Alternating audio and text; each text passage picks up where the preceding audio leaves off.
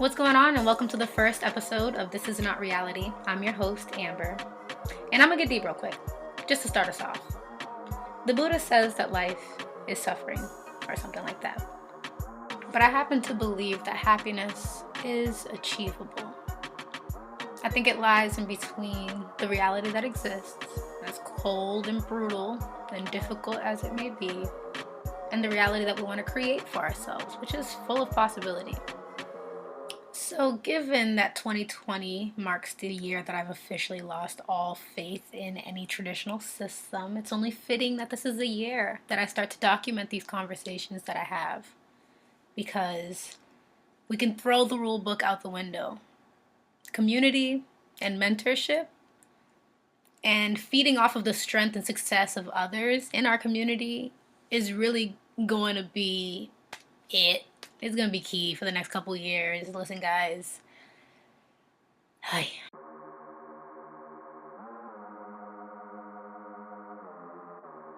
Don't forget that you can share, like, and follow This Is Not Reality on SoundCloud and Spotify to be notified every time that a new episode drops.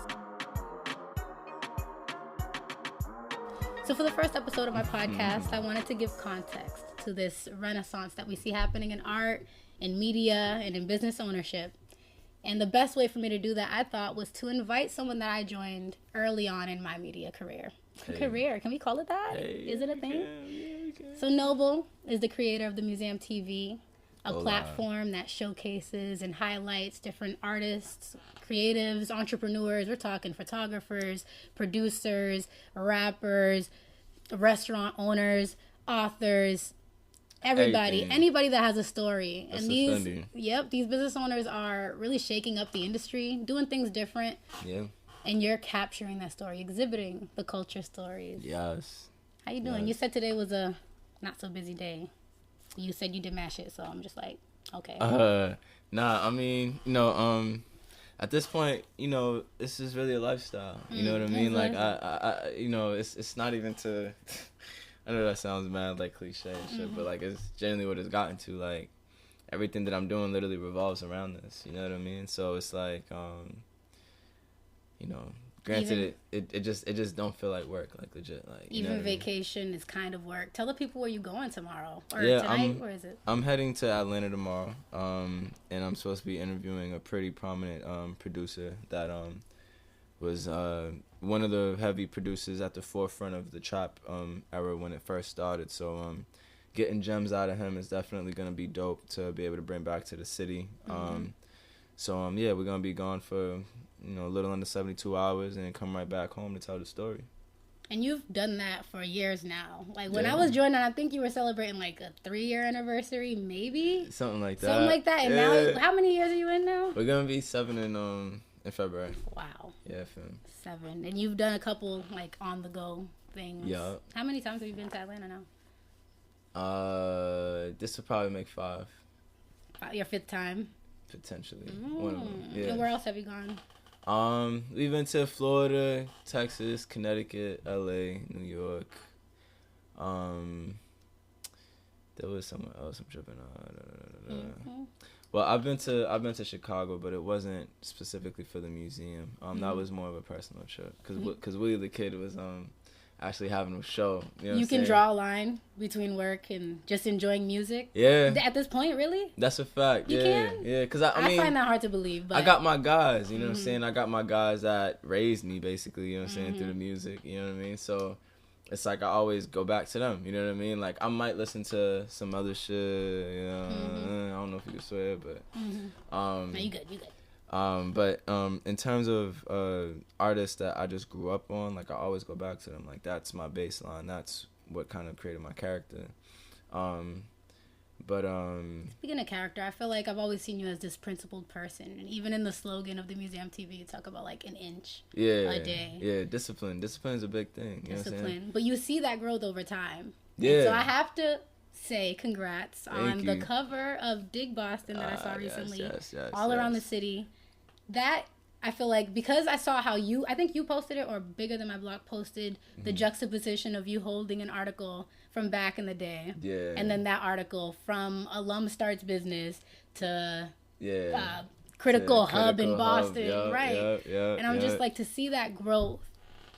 I'm an artist, you know, we're artists, and composition, juxtaposition, just on the same page was like, all right, that's how you see all the work that you've put in. But let's take it back to when the article was written. Mm-hmm. You and I we both studied communication. Mm-hmm. Do you feel like studying communication led to where you are, or helped you get to where you are with the Museum TV? How much of it was just the hustle? Like, well, no lie. I had just recently seen this quote where it was like, it's better to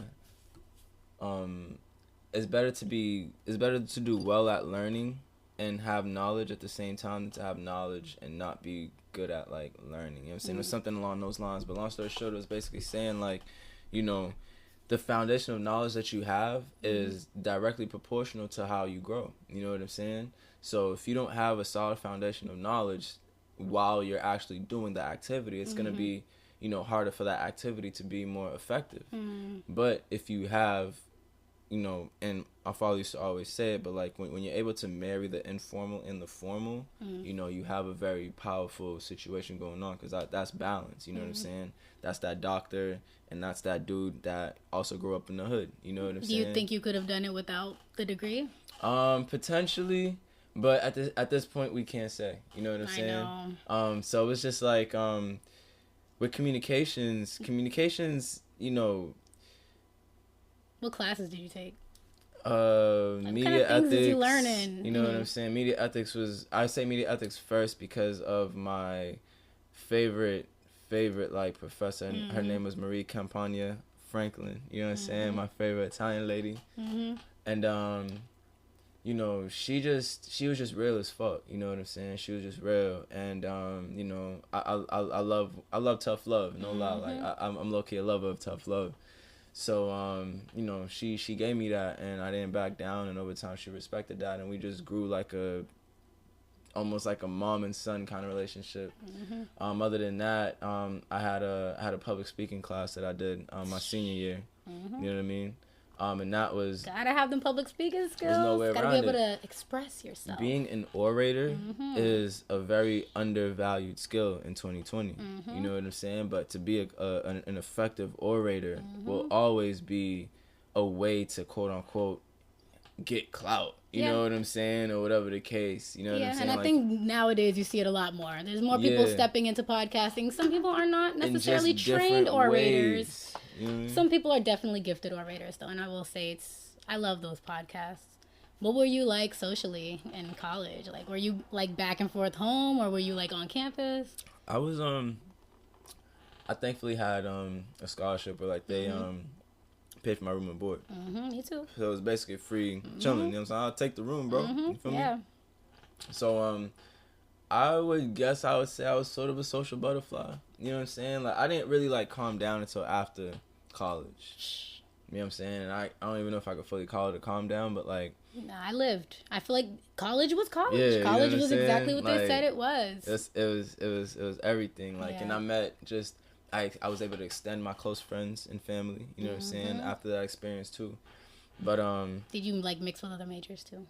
Did you have friends like in other majors? So, because I mean I did, but it was mostly like social sciences. I didn't have like science friends or like economics friends necessarily. It was weird for me though, and not weird in a bad way, but like marketing was actually my major. Communications was one of my minors. Didn't you have like 10 minors? I had 3. Okay. You know what I'm saying? I had 3 minors. It was math, communications, and then law and business. So I really tried to touch all different sectors of just business as much as I could, so I could just soak up as much knowledge as I could, because any little seed would get me to, you know what I'm saying, to another place to sprout or whatever the case may be. I feel like one of the most important books that I read during this whole TMTV journey was Trust Me, I'm Lying by Ryan Holiday. And you know, I don't think I would have gotten the interest to read that book if it wasn't for all of the media and communications classes. You know what I'm saying? Because obviously media ethics, it's like media is one of the most powerful entities in, you know what I'm saying, just the world. You know what I'm saying? Especially right now. Exactly. I mean, being able to, you know, control public perception is you know, it's crazy. You know what I'm saying? Mm-hmm. Malcolm X's favorite famous quote. You know what I'm saying? Yeah. So it's just like, for me, I'm like, yo, if this is how they're, you know, quote unquote, kind of, I don't want to say control, because people go ridiculous over words and titles and stuff, Mm-hmm. but I would say, you know, like, if this is what they're using to basically sell things to us, Mm-hmm. then we need to understand that thought process, that mentality. You know what I'm saying? It's really not that hard. It's just a matter of having like the space, the resources, the privilege, but not necessarily privilege. You just need those things, and then But there's that's so what many the journey is independent about. platforms now. Yeah. You know what I'm saying? Like, it is literally giving us a chance to. It kind of equals the playing. It's weird to see during the shutdown all the newscasters or the TV shows have to turn into YouTube channels, and now they have to like feel our struggle of like scripting and just the self-producing and doing it at home. So I'm like, haha. But then some of them, I don't know if they're getting like good enough views, like in comparison to like some of the like popular small platforms. I wonder if they're struggling. I don't know if they're doing well. Probably because they have the support. But that's definitely been interesting, just seeing the playing ground, whatever you call it, just equal out. Yeah. Especially during the shutdown. Yeah. They got resources, we got time, and we just gotta just put the time in. Yeah. And speaking about the whole, I'm calling it a renaissance. I really am, because I feel as though the energy is just at a different level right now. But I feel like because, and it not necessarily now, like now this year, but now in this last couple years or 5 years, or it's been picking up. And I want to talk about it in the context of the passing of Nipsey Hussle, especially with you, because I understand that he was your idol. He is someone who was one of the first young creatives to really talk about business ownership publicly in the way that he did in hip hop. Yeah. I feel like. Right. And I feel like that became more evident once he passed, which I also know that you tried to express to me. You tried to tell me years ago. You were like, yo, Nipsey, he's that dude. He's the truth. But why do you think more people are starting businesses and pursuing their passions professionally, and how that fits in with the legacy of Nipsey Hussle? I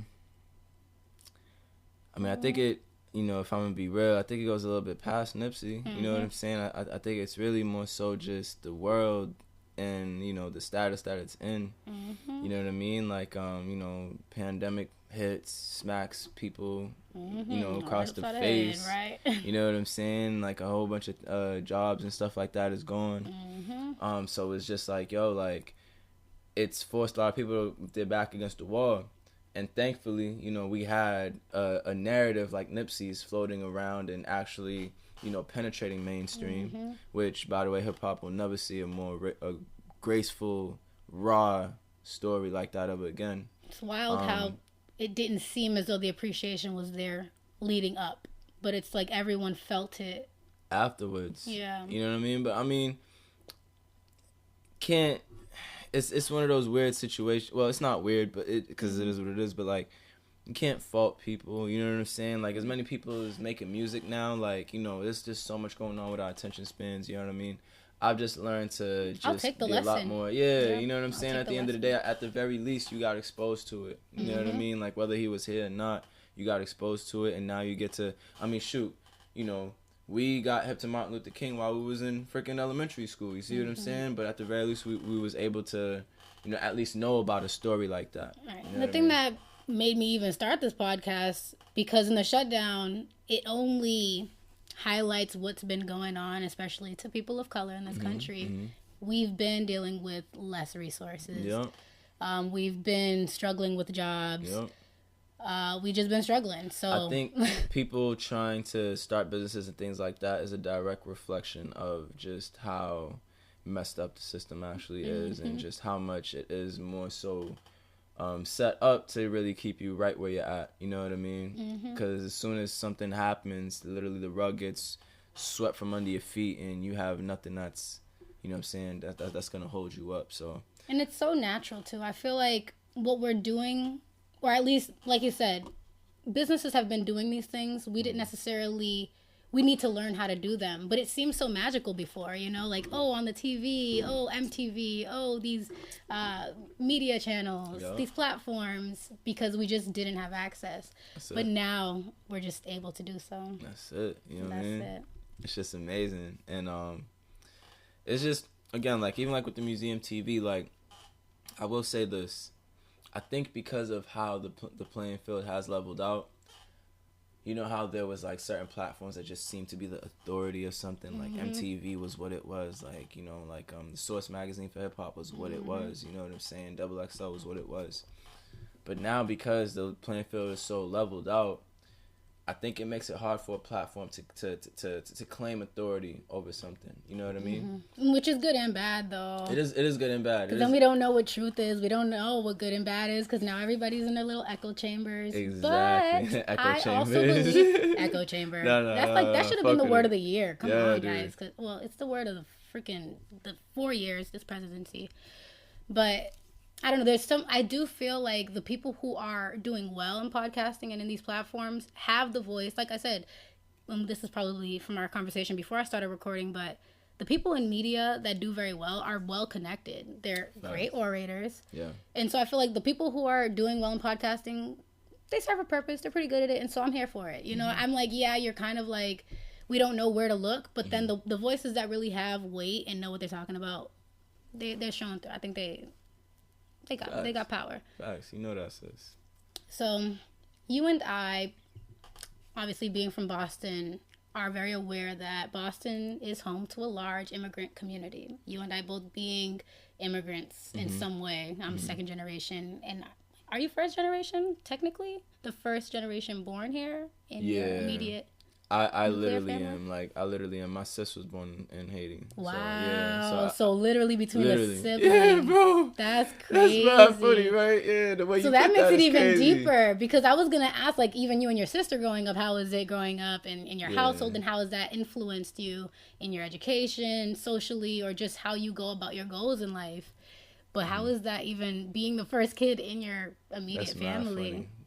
I mean, I don't think I was treated differently. My sis, we're only 3.5 years apart. So, I mean, she was in Haiti. She was born in Haiti, but I don't think she spent the craziest amount of time. Wild enough, I honestly don't know the timelines, but I don't think she spent a crazy amount of time. And that's the thing with, like, DACA and all these weird conversations. When you don't know the place where you were born, it's like, I'm American. Because the thing with her, for real. The thing with her is we have older cousins that was like, oh, I remember you when you were little. You know what I'm saying? But she was so little, she don't remember. You know what I mean? So it's like, you know, I guess the situation is a little weird, but like technically, if we really talking, that, you know, it is split between me and her. That's mad funny. That's so funny. Did you feel any difference, like going to BPS or growing up or anything like that? Not that I remember. Right. Not that I remember. It's funny because I feel like now as an adult, I'm more interested or more connected to learning about my identity, about this lineage that I'm connected to outside of America. Like, my family, my grandparents are from somewhere else. Like, they didn't even speak this language. Legit, you know, like, I even think about my pops, you know what I'm saying? Like, and cause he came here first, and then did the whole, you know, find a shorty to marry me for X amount of bread, and really did that, you know what I'm saying? And then came in Canada, plunged down to New York, and ended up in Boston. Like, you know, so it's, you know, it's crazy to think, but, you know, going back to what you were just saying, the other day, for the first time, my mom actually showed me a picture of my great grandmother. You know what I'm saying? Like her grandmother. You know what I'm saying?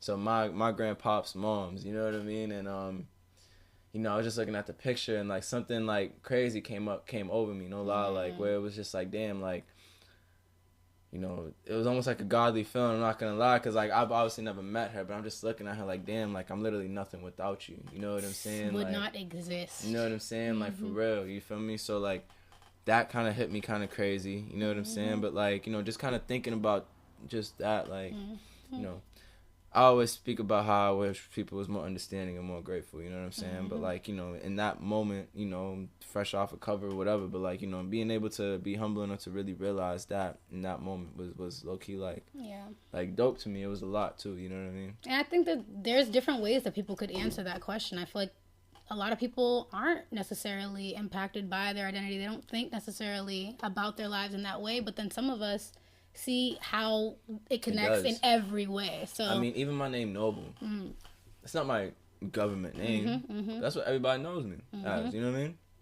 My older cousin gave me that name when I was like 7, single digits, you know what I'm saying? Just looking at his little cousin like, yo, I'm gonna call you Noble. He's always been the, I'm gonna give you a nickname guy, you know what I mean? And for that name to just stick the way it has, you know what I'm saying? Like, I can't sit there and tell you that it hasn't been a reason for my character, you know what I'm saying? Just always hearing the word noble from young, you know what I'm saying? Like, and just thinking about the definition of it, the different angles of what being noble means, you know what I'm saying? A nobleman, being a noble person, like, Barnes are noble, you know what I'm saying? It's like,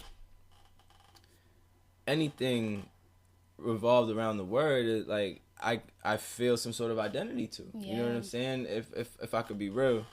But, like, you know, that's why it's so important the music you listen to. That's why I was telling you earlier, like, I get back to those guys that raised me. You know what I'm saying? I always get right back to them. You know what I'm saying? Nipsey, you already know. My man Dom Kennedy, and then Willie the Kid. You know what I'm saying? So it's like, those 3 guys is like, it's everything to me. Yeah, your family is deeper. It goes deeper than just the countries that you're connected to. Exactly. Like family worldwide. It's, yeah, like, I mean, end of the day, you know, on some spiritual shit, like, we're all connected. You know what I'm saying? Like, that's all I'm trying to tell people. We are all connected. We can all learn from each other. Like, we all have families. Well, not all families, but we all are a part of these stories. Whether our families are not necessarily immediately in our lives, we are part of the story. So I feel like, you know, that's the connection, baby girl. Yeah, man. So, talk to me. I want to talk to you about gatekeeping and the arts community, because I have noticed that there are pros and cons when it comes to a tight-knit artist community. Yeah. And it really depends on how big the scene is that they're all working within, that has, like, determined how I feel about it. But I can imagine, as, you know, the creator of something or platform that has to selectively choose which stories to exhibit, you think about this a lot. Like, what do you think about gatekeeping in the arts community, and specifically in Boston? Do you think there, like, are negative aspects to having too tight of a community? I mean, there's definitely negative aspects, but, like, a lot, like,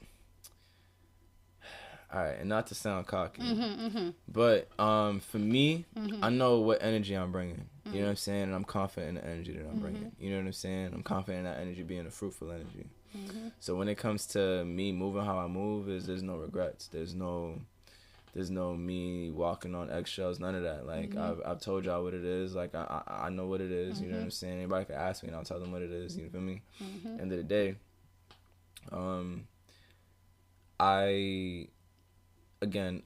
sold on the energy that I'm bringing, so I'm not too heavy about the whole negatives around gatekeeping and things like that. You know what I'm saying? Like, if you know I'm being real, then there's really no need to be upset at me unless, you know. I think that's the thing. People can lack trust in those that have the power. They can think that maybe they don't deserve it. Maybe we can see very clearly that they might not have earned the power. They might have My thing is, too, more times, like, this has happened multiple times. But, like, an artist will come my way and things might not necessarily go their way. However, in due time, they see what it is. Or I might circle back around and I'm humble enough to be like, yo, pardon me, but do you still want to work? If they say no, I got to take that loss. It is what it is. You know what I'm saying? I'm not tripping.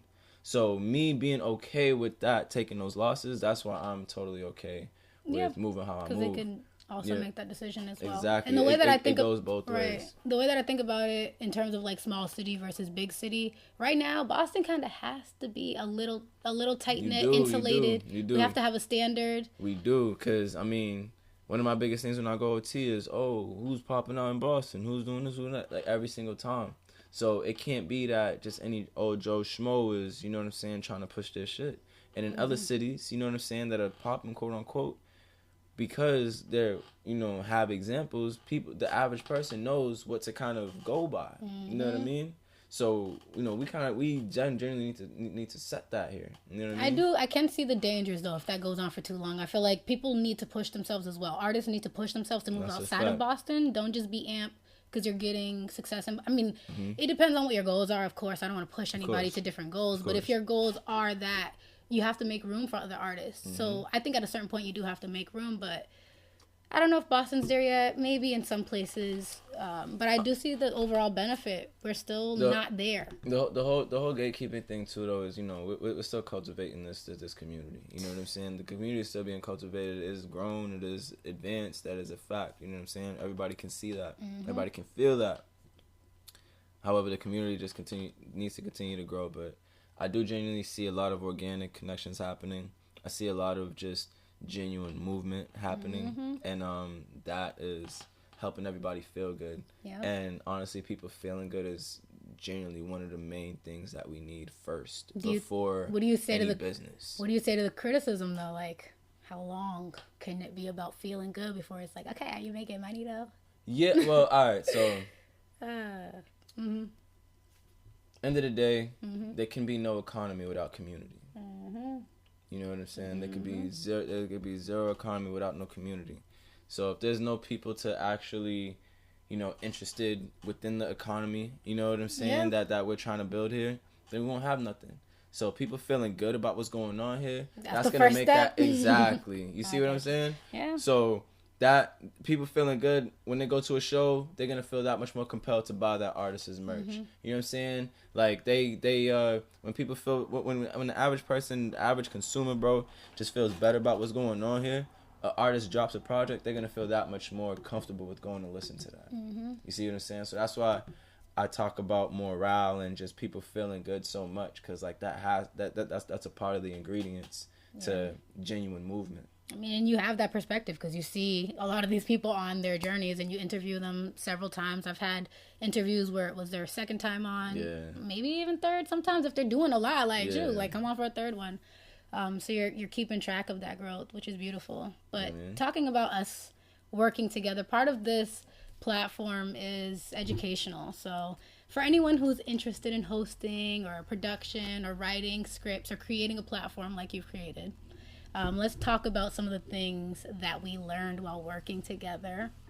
I can start. So one of the things that we did together when we worked together, right, is that Noble would write the script, the questions, essentially. So I'd have an introduction.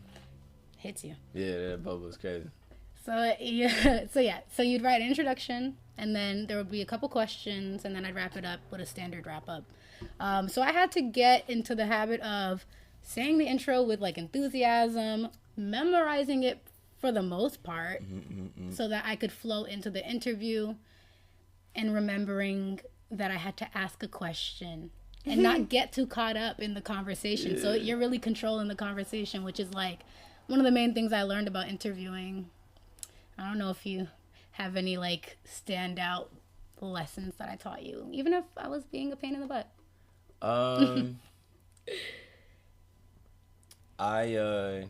But the biggest thing, I mean, you already know, like, I 100% appreciate your openness. I appreciate your openness to, hearing, I don't want to say criticism, feedback. You know what I'm saying? Because I don't do criticism. You know what I'm saying? I do feedback. You know what I'm saying? And I think that was the good thing about how we work together, because we are professionals about our shit. We're not gonna just do half-ass. Like, okay, let's talk about what we just recorded. Was it good? Was it bad? How can I do better? I mean, shit. Even the way it all came about, like with the emails. You know what I'm saying? Right? Like your emails. But listen, and I really wanted to touch on that. And that's the main reason why I'm asking this question, because I want to talk about the context of how we even came together. Like, I'm applying for all these jobs. I'm looking for experiences in media. Just graduated from Hamilton College with my communication degree, and I'm like writing this really super professional email, and we have an audition essentially. It's serious. Like, I don't think people understand the work that goes into it. Yeah, it's a lot. Yeah. Because I mean, you already know, one of my biggest things is it's not just going to be a one-time thing. What's the point in us doing a one-time thing? You know what I'm saying? If we're really going to come together and grow together, it's not going to be a one-time thing. You feel me? So having, you know, an audition, things like that was definitely fire. And I mean, Wait. Yo. Okay. Before we started this, you mentioned the interview that we had with Oshun. Yeah. Over in the carriage house by my hood. The Shirley Eustace mansion. Yeah, that was a learning experience. Nah, it definitely was, because we learned a lot. Yeah, that was you know, a lot about audio and a lot about just, you know, conditions, working in unfavorable conditions. Yes. Like, it was so hot that day. It was ridiculous. But we had to get that interview. It was rocking. We got it rocking. We got it. There was a jam session happening downstairs. Literally. I could not hear. Yeah. Any word. Yeah. That they were saying, and I had to keep the emotion and try, like, just keep. But I don't think anyone could tell that we couldn't hear each other. Not at all. Flawless. That's fire. Hell yeah. We were hot. But hot and what's doper too is Oshun just being just totally with everything. Oh my God, you know what I'm saying? They were so amazing. There's fire.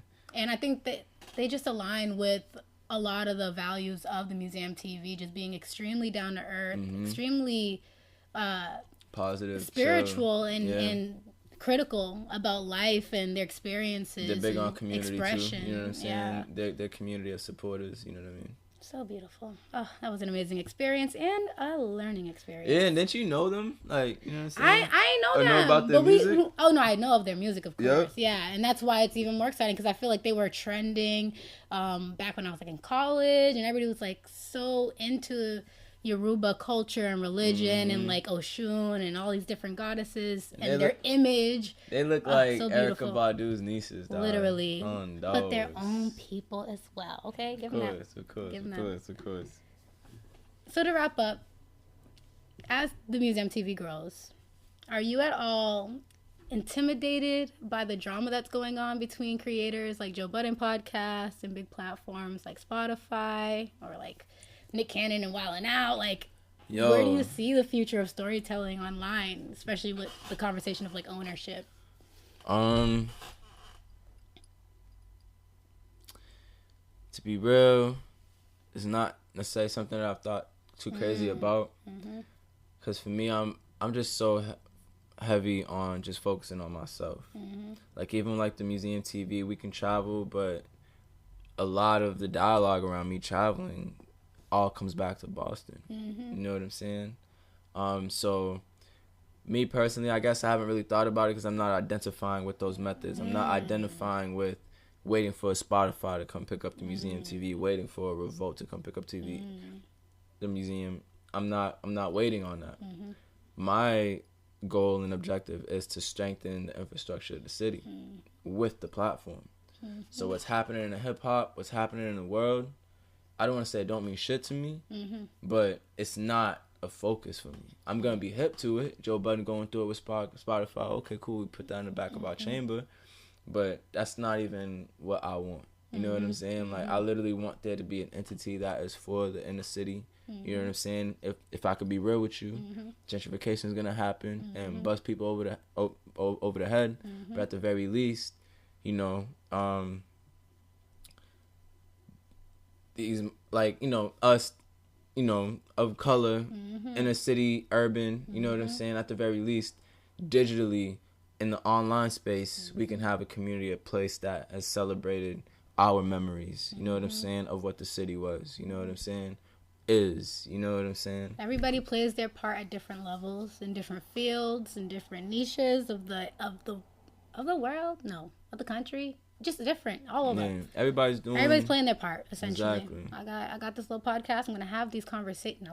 I have this podcast. I'm gonna have these conversations. Hey, talk that shh. Yes, and inspire people, because, listen, the world is not the same. Motivation is everything. And if I could be brutally honest, this world is trash. So, you know, it's either you're gonna add to the landfill or try and help this shit clean the fuck up. Yeah, and we're connected to so many inspirational people, like people that just grind regardless, no matter what they were given. And so I'm like, that's the mindset that I want going into whatever's next after this. Yes. I mean, because we don't know. Even me, like, when I talk to young homies, I always tell them, like, you really gotta mold your life around what you want to do, or else there will be no leeway to doing what you want to do, because your life is demanding so much of you. You know what I'm saying? Definitely. Well, thank you so much, sis, for coming on. I appreciate you having me. I'm numero uno. Yes, you had to be. You know what I'm saying? You had to frame the conversation. Yeah, and this yeah. is the perfect way. So have a good trip. I drink to that. Yes, let's put it in a cup. All right, well, all right, bye.